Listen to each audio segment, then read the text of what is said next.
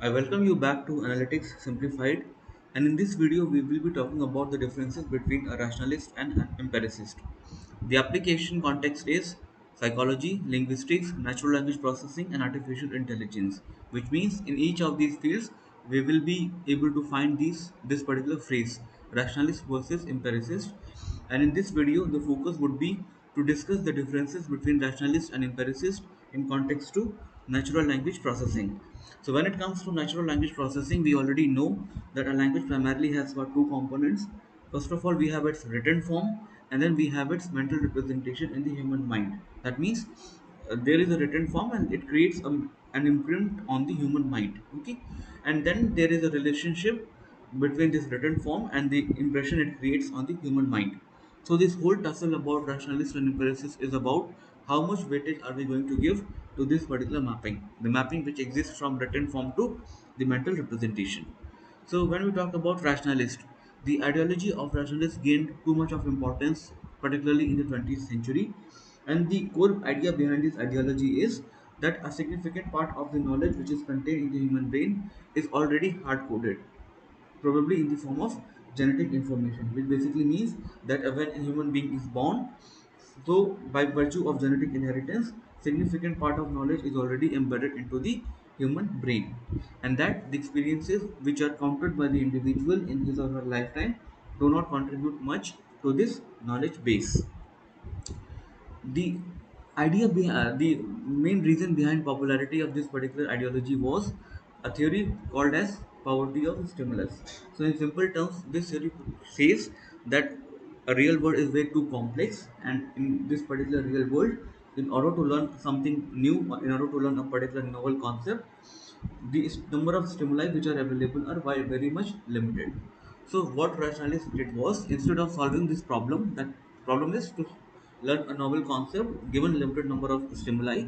So instead of solving this problem, rationalists simply dodged this problem and they concluded that there is no need to learn from external stimuli because a good amount of knowledge is already innate or hardwired at the time of birth. Now, rationalist, this was all about rationalist. So, when we talk about empiricist, empiricists put a good amount of importance on the mapping between written form and the mental representation. But before we go with the differences between rationalist and empiricist, let us try to understand the similarities that these two people have. So, when it comes to similarities, empiricists also believe that some basic cognitive abilities are present at the time of birth and that learning is not possible blank slate.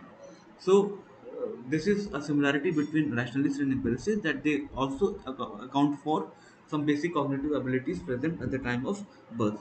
However, the differences lie when the empiricist says that not everything is hardwired. Do you remember rationalists used to believe that at the time of birth, significant part of the knowledge is already hard coded. However, empiricists believe that this is not the case and that only a basic structure is present at the time of birth, and on top of this basic structure, whatever experiences a human being gains, those experiences accumulate to knowledge, and that particular knowledge gets appended onto this basic structure. Okay. So when we talk about the differences between a rationalist and empiricist, they are as follows. So when it comes to rationalists, they believe in the ideas of fixed notions and reasons. They believe that everything in the real world, be it ideas, notions, they are quite fixed as they are already hardwired into the human brain.